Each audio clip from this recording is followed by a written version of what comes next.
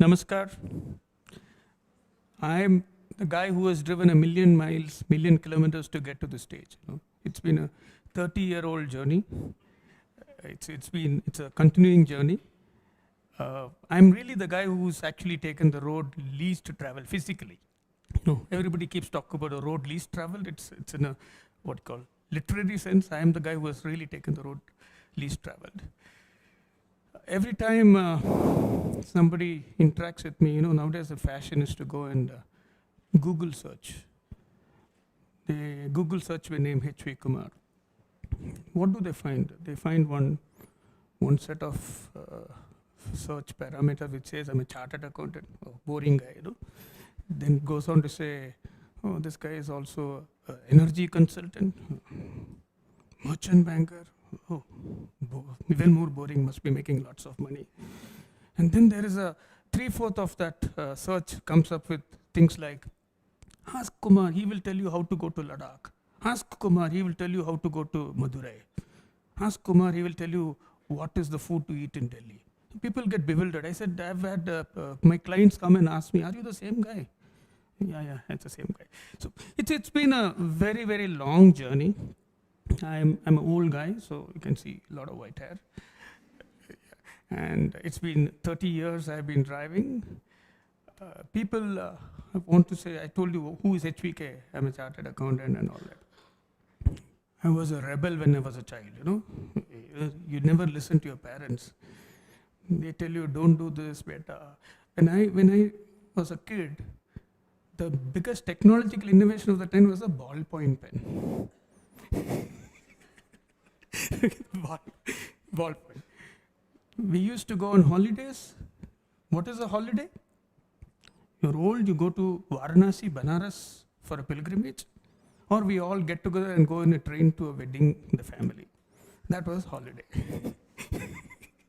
Things have changed. India has changed. We now have a lot more aspirations those days.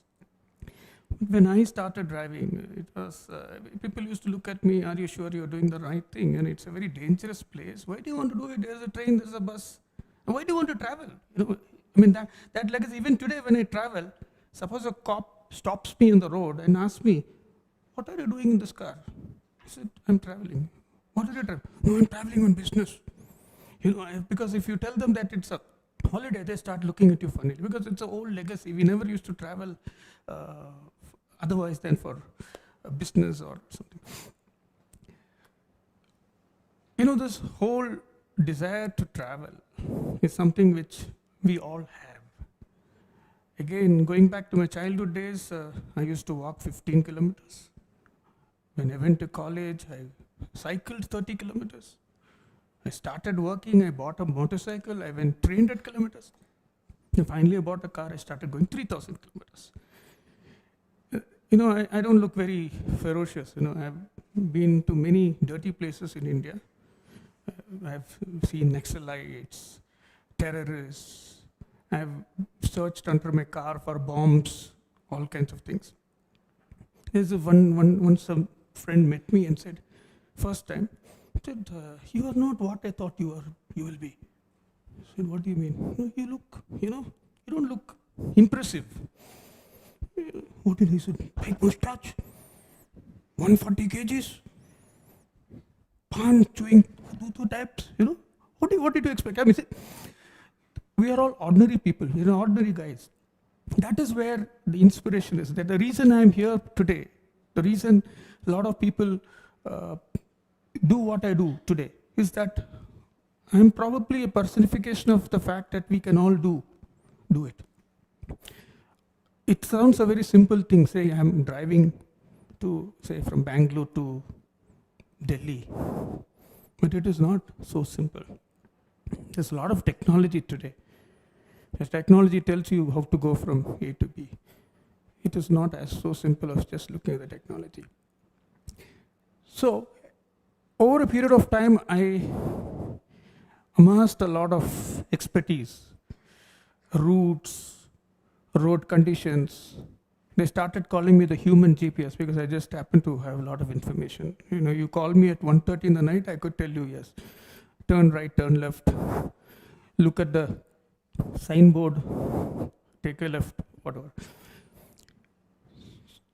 I'm a chartered accountant, you see. So I'm a very good accountant. So I started accounting all this. I used to write it down. Lovely documents I made all these years. Every trip of mine, I can tell you on June 7th, 1987, where I was, to an example.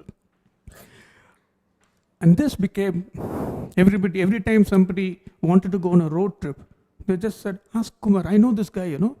He's a mad fellow, he keeps driving around. Here is his number, go and meet him, go and talk to him.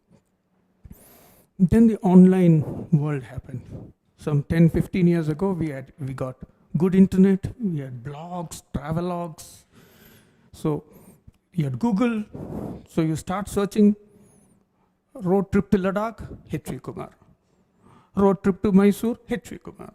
So that was how small the world was at the time. So people started asking me. I started writing travelogues, blogs, became more well-known. Whenever Google could not find an answer, it used to point to my name, approximately. So that is what happened. So the whole thing became, I used to be called Mr. India Highways in those days. Then one day when Facebook came, sometime in 2008, there was a small community formed in the Facebook. Today we call it the HVK Forum, we call it the HiVayKing Club, we call it so many different names.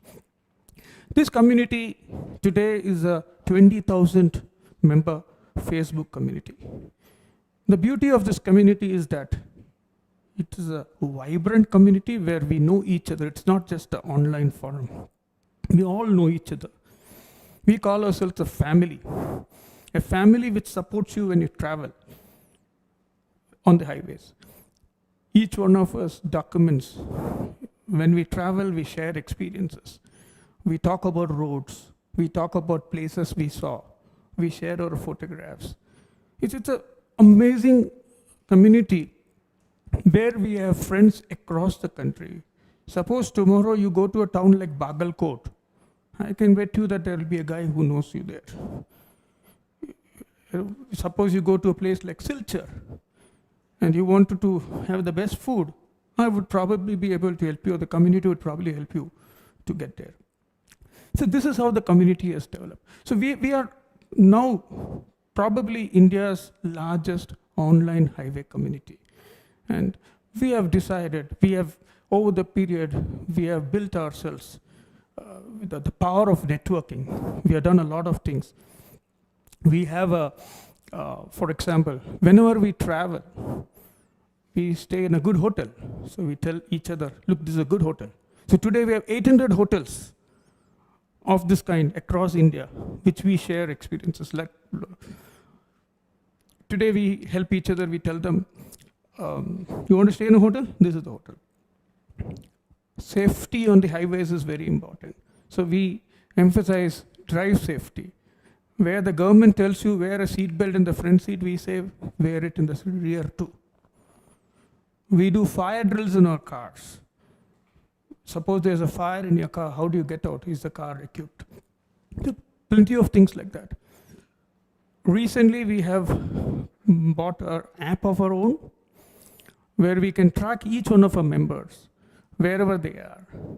Basically, not to spy on them. Essentially, a lot of people, when they go to remote places like, say, Kashmir or Ladakh, they feel insecure. They want somebody to be watching over. They want to be known that, yes, I am there. If something happens to me, somebody knows where we are. So one of the most important things which we have been doing recently is something which we call the GS initiative. Driving on the Indian highways is a very dangerous task. High risks, poor medical infrastructure, and almost every other day, at least one of my friends has an accident somewhere. I mean, when I said I have a 20,000 member family, so it's a large family, which grows at 150 members every week. How do we help them? Every time it is a traumatic experience. So today we have what we call an emergency response group. Every state in India, we have people who are there to deal with an accident. If suppose one of you has an accident, yes, call us. We have a helpline, we have a national helpline. We have WhatsApp groups, every state in India. I get 10,000 messages a day in my WhatsApp groups, just to give you a sense of the volume. You have people who were there to help you. At 11:30 in the night, one ping, and there'll be 10 people waiting to respond to what happened to you. Where is the accident? What do you want us to do? We have doctors in our community, we have lawyers in our community who network with each other and help you. It's a very unique thing which we have been doing.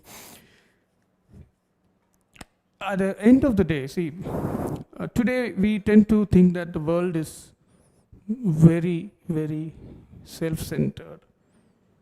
Most of the time we are all in our own businesses and our personal lives. What I think we have built in this community, this HiVayKing Club or whatever, is a community which cares, which helps strangers. None of us know each other. 20,000, but each of the 20,000 is engaged. They know what the other is doing. And they have a desire to help, which is something which is very rare in today's times. And that is actually one of the silver linings I must comment to you, that the world, India, is a very friendly place. With many friendly people, be friendly, engage with friendly people. They are there to help you. The second thing I want to say is that today we tend to rely too much on technology. Machines seem to be running the world. Wrong thing to say in Bangalore because it's the highest technology city in India and probably the world. So, but machines running. But behind that, there is a human face. In the small thing which we do, like supporting each other in the Indian highways, a safety net as we call it, we have the human face. We are not app-driven. We have a human face. We have people to talk to. Every time, anytime, you can talk to each other and help each other. Third, social media, internet, Facebook, WhatsApp, whatever, gives you the ability to network. The networking is, in 2 words, is simply awesome. You can reach anybody. What you do can influence a lot of people, inspire, if you may put it, but more importantly, connect. And that is where we keep saying that when you travel, we travel with you. Thank you.